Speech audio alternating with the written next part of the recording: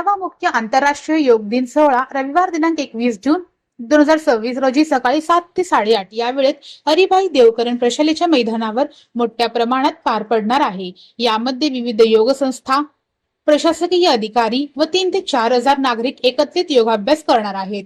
या सोहळ्याआधी योगाच्या प्रचारार्थ 14 जून रोजी सकाळी 6 वाजता विणकर बाग येथून भव्य योग दिंडी निघेल। यात 1,500हून अधिक साधक सहभागी होतील।